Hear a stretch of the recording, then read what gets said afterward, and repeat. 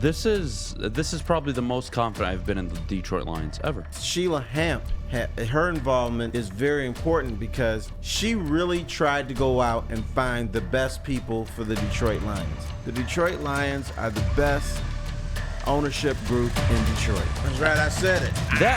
That means something. Dan Campbell praises his coordinator, says there's an internal competition between the two, Ben Johnson and Aaron Glenn, and also gives, I would say, a considerable amount of praise towards Sheila Hamp, who he says he would love for her to get more involved and speak up on things regarding the team. Terry, two-parter here. Do you finally, or not finally, is this the staff you've had most confidence in recent memory? No. I have the most in not recent memory. Period. All right, that's what I like to hear. That's where I'm going with this. With the Lions, the confidence in the staff. Where does it rank? Just in franchise history, and then what do you make of Sheila Hamp's involvement with the team? I think Sheila Hamp, her involvement is very important because she really tried to go out and find the best people for the Detroit Lions. Now, whether she succeeded or not, that's to be determined. But it's something her dad did not do. He was notorious for hiring his buddies. She did not hire. She didn't know. She may have known Dan Campbell beforehand, but she didn't hire him because that was her pal. Aaron, all these other people that she hired, Brad Holmes, she thought legitimately, or her group thought this was the best group for the Detroit Lions.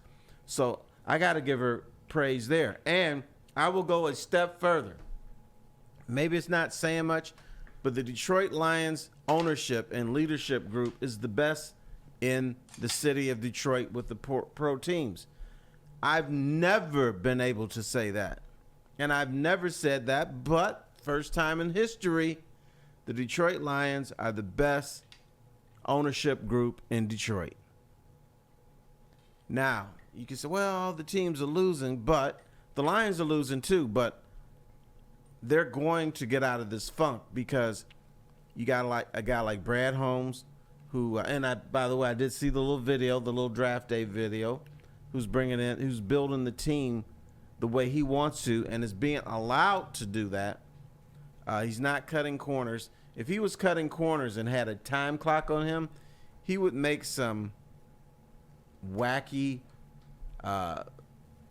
picks that would be popular with a certain group of the fan base who doesn't know about winning, but just wants some star players on here. But he's doing things the way he wants to, and he's being given time to do that. And I think that's very important. That's another reason why the Detroit Lions are the best ownership group in Detroit, and it's because of Sheila Hamp. I mean, we're basically in lockstep on this. I think she's done a very good job post Matt Patricia and Bob Quinn. And she's also evolved. I think it's very important, not only as an owner, as just a human. You have to get better at things, right? Right. You make mistakes, fine. Everybody makes mistakes. There's no owner that's gotten every decision right. There's no GM that's gotten every decision right. Sooner or later, Brad Holmes is going to make a mistake. Hasn't made one yet. He's going to make one. Welcome to the game that we play in. You are going to make a mistake. Well, maybe he did with Trinity Benson. Yeah, now late round picks. Not that for me isn't really a mistake. It's just a whatever thing. But, Jameson Williams could miss. Aiden Hutchinson could miss. Who knows? Pascal could miss. All right, where are the mistakes? Are they mistakes? Again, everybody is afforded them. If Aiden Hutchinson misses, it'd be a combination of he didn't have this, he didn't have this. I wouldn't say that's a mistake because he is the number 2 overall pick, right. And it was kind of consensus across the room. Everybody thought he was the first or second best player in the draft. That means everybody made a mistake. Yeah, so that to except be fair. Jacksonville. So in this draft, I would say Jameson Williams would be the mistake if he misses, correct? Because they traded up to get him. Mm-hmm. So, the mistake could be out there. It could be out there in free agency. It could be with, not unfortunately, but fortunately, actually, for Brad Holmes, he hasn't signed anybody in free agency to long-term deals. You know what the next big mistake could be, and this could be critical? What is that? quarterback. Oh, well, that is the ultimate next decision. Who is going to be the next quarterback? I'm not convinced it's going to be a rookie quarterback out of the draft. I think there's a shot that it could be a veteran quarterback that they kind of like and feel that they're further along than we think they are, and that they can put this guy in and start winning.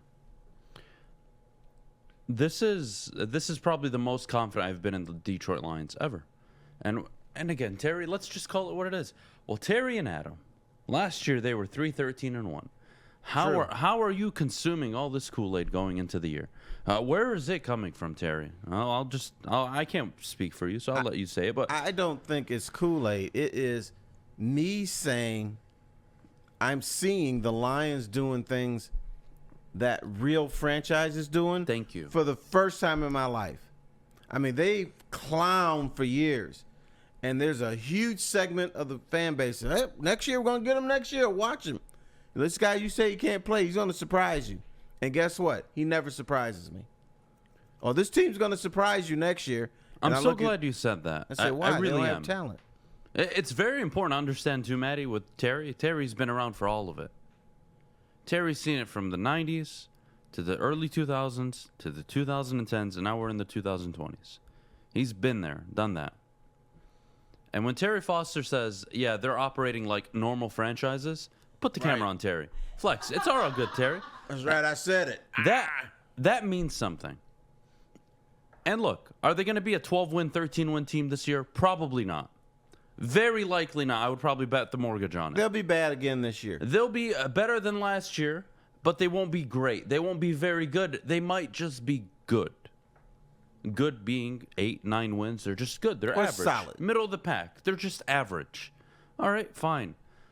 But when's the last time you had a GM that operated like Brad Holmes? And I'm not talking just about draft picks. I'm talking about getting the whole front office, the whole organization on the same page. That doesn't happen. If Brad Holmes is a bad GM, Sheila Hamp looks really bad right now. Not because of only her decision, but communication. It isn't as good as it. Wow, that's a tongue twister. It isn't as good as it is right now. And that's just the reality. Poor leadership trickles down and up. It's a two-way street. I think the little video you talked about and the one I saw about the draft is another sign that the Lions are different. Because everything before was so secretive. They didn't want you to know how they did things. They didn't want you to see their reaction when a player was out. Now they do. And so, to me, it's an organization. We're confident that we're going to get our people. And when we do, we're going to flex and show you that we are happy about that.